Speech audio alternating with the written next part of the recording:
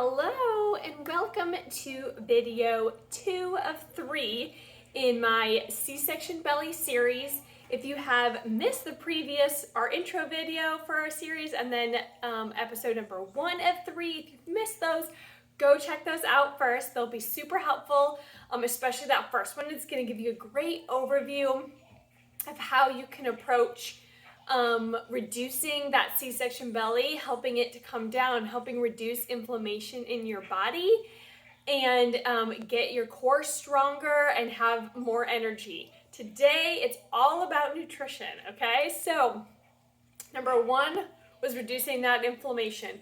And one of those ways is through good nutrition, right? We want to fuel our body with whole food nutrition. That means anything that comes from the ground or has a mother, okay?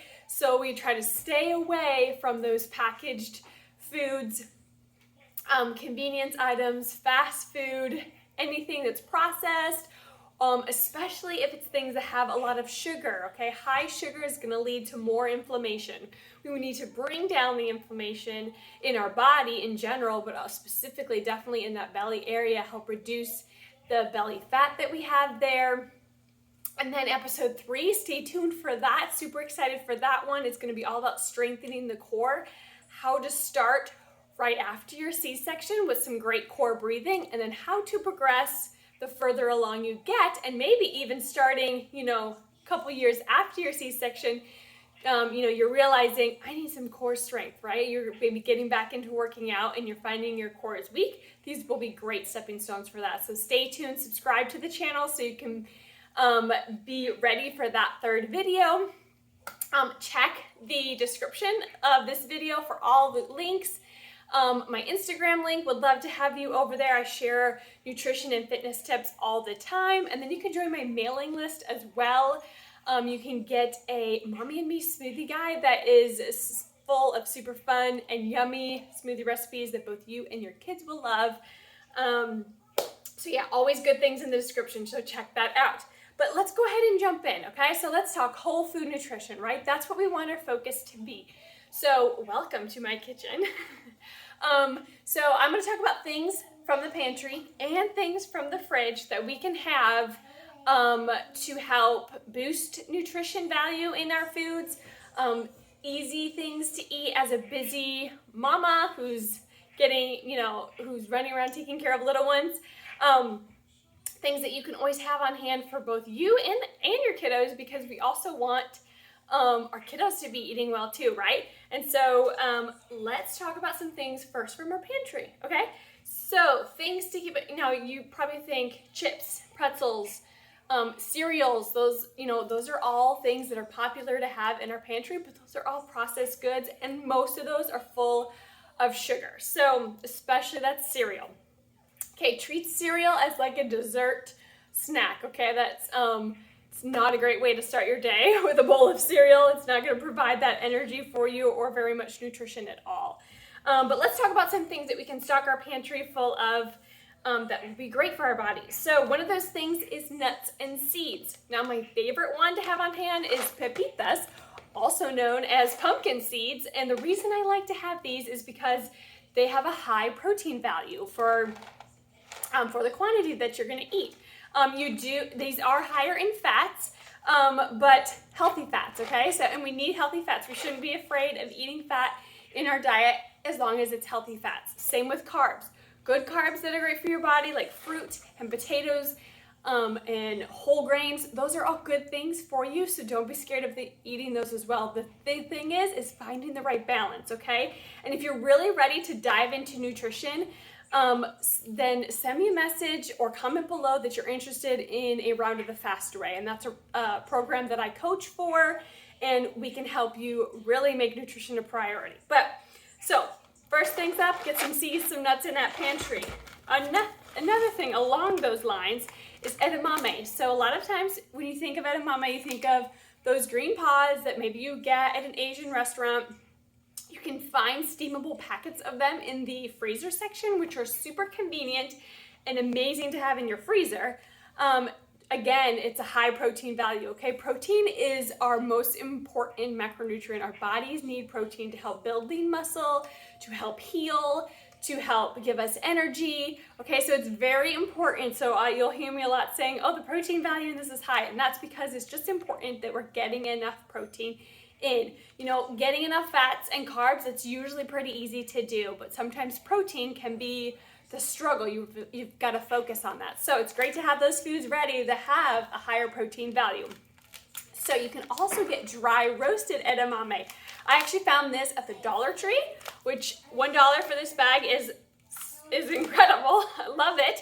So my kids actually like these. They're salted and they're just great for snacks, something crunchy. When you want something crunchy, like if you're craving chips or pretzels like that, this would be a great. Now they're not dippable necessarily, but yummy for just snacking on while you're, watching a show or playing with the kiddos outside and watching them play. You can snack on something like that. Another pantry item is protein bars or granola bars. Read the nutrition label is what I want to tell you about that. So these are Good and Gather protein bars, chocolate flavored, and they don't have any added sugar. So that is the biggest thing you'll want to look for, is the quantity of sugar in the bars that you're getting. So these Lara bars are another great one that don't have added sugar. So they use things like dates to help sweeten the bar. And then these also have egg whites in them, so again, boosts that protein level. So love those. Nut butters. This is another thing to check the sugar quantity on the back of the label, okay? So this doesn't have any sugar. Literally, ingredients is peanuts and 1% or less of salt, okay? So that's what you want in your nut butters, your almond butter, your peanut butter, your cashew butter, whatever that might be. Check those sugar levels. Popcorn is another one of my favorite pantry staples. This is a great snack to have. You can air pop it in those machines, in a pot on the stove. There's hacks to be able to do it in the microwave, but you can keep this, just a tiny bit of oil, like some olive oil. Try to choose a good oil, vegetable oil. Try to stay away from vegetable oil. So go avocado oil, olive oil, coconut oil. Those are the oils you'll want to be using. Those are those healthy fats again. But yeah, popcorn's a great snack. You can eat a lot of it, for the carbs that are in this or what, salt it. You can even try nutritional yeast on it to make it a cheesy flavored. You can sweeten it up too with maybe some maple syrup or something like that. Some coconut sugar. You can make a little sweetened popcorn. So yeah, popcorn's a great snack. Obviously my kiddos love it too. Great for those movie nights. Okay, so those are some pantry staples. Cans of tuna are also great. They also sell tuna packets. Those are awesome things to have on hand. Rice is something else that you'll find in your pantry. As far as pasta goes, try those chickpea pastas, those lentil pastas. Those are things that are, again, going to provide more nutritional value than that white pasta or that white rice. Try to find whole grain rice or couscous, things like that, to help switch it up so you're getting different nutrients in your body, but also so you're upping the nutritional value in your food overall. And then, incorporating favorites like sushi rice or things like that is also great, but when you want to add in more nutritional, it's switching it up and doing things like couscous or like wild rice or brown rice. You can do a blend so that you get a little brown and a little white. But yeah, so those are great pantry options to have. Let's go ahead and switch gears and talk about things that you can have in your fridge. So my youngest loves hummus, literally loves hummus. You can make hummus on your own. I don't got time for that, so I just buy it at the store. So many different flavors. You can add it. You can not just use it for dipping, but you can make a salad dressing out of it by thinning it out with some lemon juice or some lime juice. That's super yummy. But again, then yeah, you can use it for veggies for dips, or spreads in like your sandwiches and things like that. And then again, it'll just boost the nutritional value over like sauces and things like that. Convenience items that I love to have in my fridge are mini cucumbers, mini sweet peppers. Super easy. Wash it real quick, cut it up. Kids love these. Sweet peppers, I put it in my salad every day. Great for an egg scramble. Eggs are another thing to have in your fridge as well. You can eat just the egg whites if you want protein. If you want some fats, then you have the yolk with it. So there's ways to change that up to be able to get the nutritional value you want. Find some dips, because everyone loves a good dip or a party dip, especially during the summer, right? So this brand is Good Foods, and this is a queso style dip, and it's super yummy. Ingredients are minimal and clean. So check this out. I just got it at Walmart, but it's a great option to have for those summer nights or parties and things like that. You can do veggies in that, or use it on a spread in a burrito bowl, or tacos or things like that. So yummy. Unsweetened applesauce. This can be used in cooking in place of oil and things like that, but it's also yummy for kids for snacks. If you have popsicle molds and you have really little kids, you can freeze applesauce in popsicle molds, and it makes a yummy, healthy popsicle for your kiddos for during the summer. So that's one of my favorite hacks to use this for, but unsweetened's the way to go. This isn't gonna have the fiber that an apple's gonna have, so if you want your kid fuller off of eating something, give them the apple with the skin. But this, again, great option for making those popsicles or use in baking. So we want to add foods that have natural probiotics in them to help our digestion. One of those ways is kombucha. This is my favorite way to get in some. Sauerkraut is another option. Yogurt also has, excuse those are kiddos, mom life. Live probiotics in them as well, but kombucha is my favorite way, so I love to have that in there. Okay, let's talk bread. So you want to try to find sprouted grain bread. My store was out, so I went with this organic grain-tastic bread. You want to look for fiber. You want to make sure your bread has fiber. White bread is not going to have very much fiber, so you want to check that. Read through the ingredients. Make sure it's nothing too crazy. But again, the sprouted bread is your way to go, and it's becoming more readily available in stores. You can also find, I love these lavish wraps, which are like flax seeds in them, and so high fiber is the wraps are high fiber, but those are yummy and found in the bread aisle as well. Other things to have in your fridge, lots and lots of fruit, okay? Let's get some apples, let's get some oranges, pears, plums. Pick your favorites. Find what's in season. Strawberries are becoming in season now, so that's super exciting. They'll be more affordable. Those are awesome to have on hand. But fruit is great during the summer. Great carb source, great energy source. But don't just rely on food for a carb source. I also recommend incorporating those whole grains, that rice, those potatoes.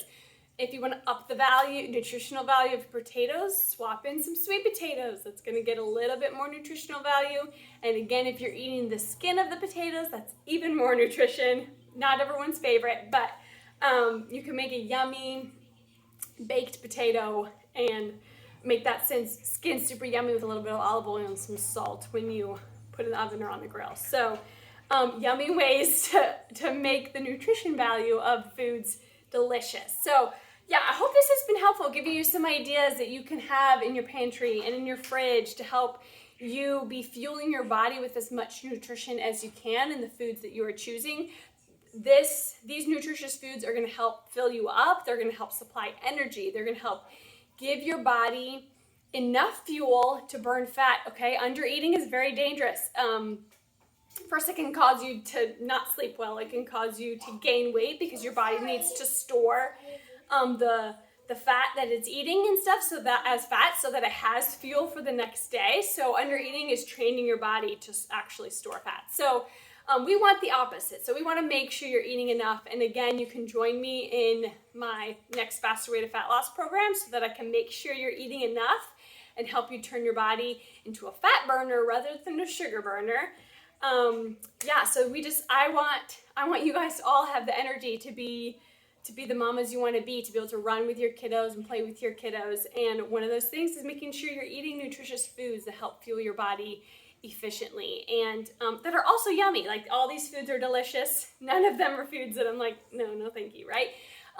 You don't have to do all the crazy hacks out there like replacing your rice with cauliflower, okay? You can eat rice. It's good. It's fine. So yeah, let me know which of these foods you're excited to maybe incorporate into your fridge or pantry, get on your next grocery run. Would love to know that. And if you have any of your healthy favorites, share those in the comments so that other people can get even more ideas. I could be here all day sharing all the things that I love. all the items that I love to buy. But I just wanted to give you a nice idea, some great things to start with. Remember, little steps, one thing at a time. So try, replacing those chips and things with some popcorn as a snack instead. So it's things like that, just little minimal steps. You'll get more and more used to incorporating these healthy hacks and things like that. But I thank you so much for watching this video all the way through. Don't forget to subscribe and stay tuned for that third video of the series, which is going to be fantastic. We're going to help you learn how to engage that core correctly and help to strengthen it, how to progress strengthening it. So that's going to be a super fun one. So stay tuned for that one again. Thanks again. Have a great day.